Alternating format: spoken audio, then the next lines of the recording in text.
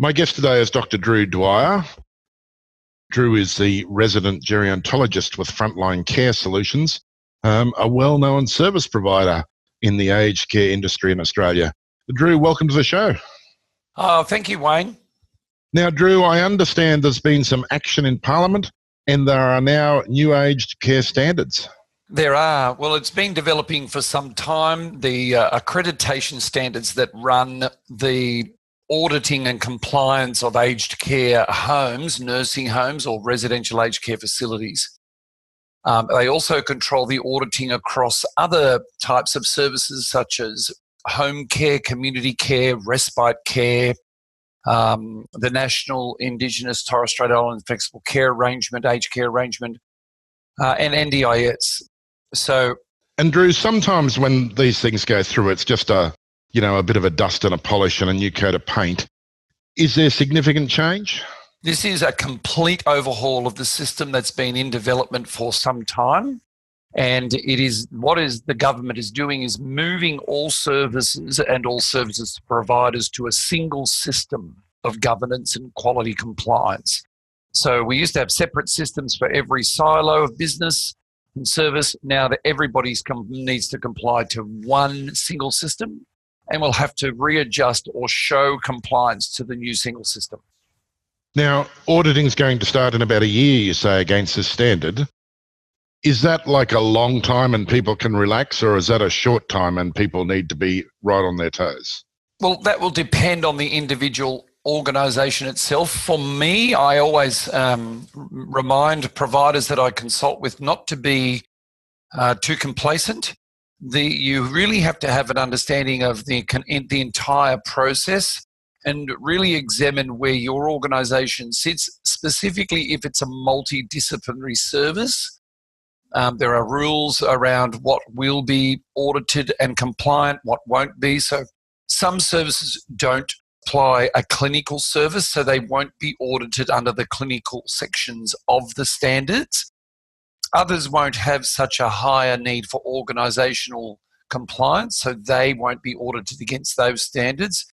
And yet some organisations will need to comply to some, and some will have to comply to all. But it's really a matter of the Parliament has now passed these standards in, and the government is now asking all organisations to begin their transitions, to create their continuous improvement plan, so that come July 1st, 2019, the government will start spot checking and auditing services to ensure they have complied or they are in the process of complying, and that they have taken the focus to identify where they actually need to comply themselves. Now, Drew, as always, I imagine Frontline Care Solutions has a plan afoot to help their clients. What's Frontline Care Solutions able to do to help with this implementation? Yeah, we have a number of things. First and foremost, we encourage providers, particularly smaller providers. The bigger providers seem to have their finger on all over this because they have a quantum of staff that are focused or specialised to look at it.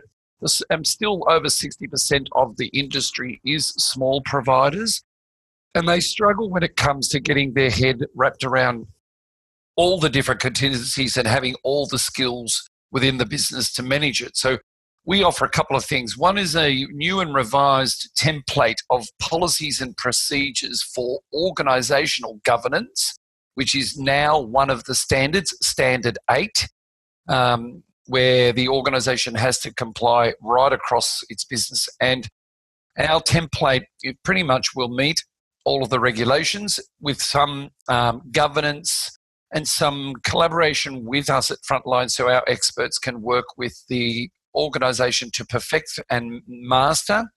And really it's a nice, modern, contemporaneous and dumbed down system, because you've got to keep it simple these days, otherwise there's too much confusion and not enough application. We also offer online and face-to-face training sessions so people can understand within an organisation how to comply, make change. We offer consultancy, and we also specifically offer the speciality of looking at the clinical governance frameworks, because this will need to now be seamlessly integrated into corporate governance They are different things. And many organisations, believe it or not, in a care service industry don't actually perfect or master or even understand what clinical governance is. So that can be a challenge. Now the new standards incorporates it. Service providers will need to comply to it. And Drew, is it the case that people tend to just push clinical governance into the too hard basket and leave it to the clinicians? Well, I don't think it's a case of that. It's more of a case that they see it as a hindrance, or they think they can allocate their compliance to it because they've got a clinician.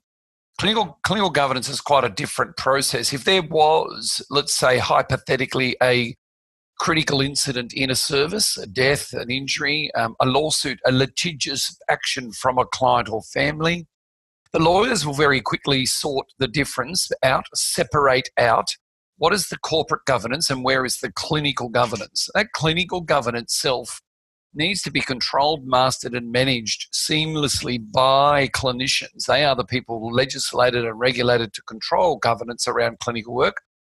And so over the years, we've sort of built a culture in the industry where clinicians are seen as a hindrance and a burden because we're a bit anal and we like to look at the details of things.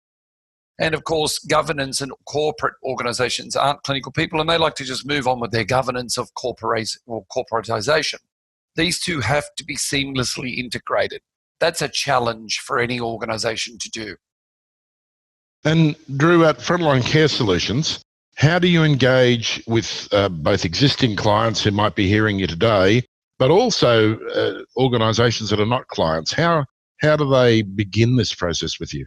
Well, they can simply Google us, find us on Facebook or on any social media. Just Google Frontline Care Solutions. We'll pretty much come up at the top and the run. Engage the office, talk to our consultants, and they specialise and have been doing for well over 15 years now the construction and the partnership and the collaboration. I ask providers not to be frightened and don't be too brave to think that you've got it under control. This is going to be quite a challenge for a number of services, but really it requires an outside keen eye to be able to consult with a service to just have a look through a lens to see whether or not the organisation is ready, is on its way to be ready, and will it be able to become compliant come the 1st of July 2019. As I said, for some organisations, they may have to take some leaps, and particularly around cultural change in the business. And for some organisations, it may be just a process of continuous improvement, pulling down what is needed and to change and leaving what they already have as their status quo. And Drew, what happens if organisations don't get their act together here? Well, organisations run a huge risk of losing funding, losing accreditation, and coming under a bit of pressure from consumers because the people may not be aware fully as a consumer listening to this, but the market has opened up. It's now market-driven. It's choice, it's decision. They've more or less deregulated even further the aged care community services. We have the National Disability Insurance Scheme. We have all sorts of different choices for consumers. Primarily, those consumers want to know that the organisation they're going to receive a service as a customer is focused, is accredited, or meeting accreditation standards, and can be held accountable if they're not meeting the consumer rights. Drew Dwyer, it's been a pleasure having a chat with you today. Obviously, the new aged care standards are going to have a big impact. I'm sure Frontline Care Solutions will be able to help as that rolls out over the next 12 months. Yeah, it'll be great to be able to work and partner with some providers who may be struggling out there.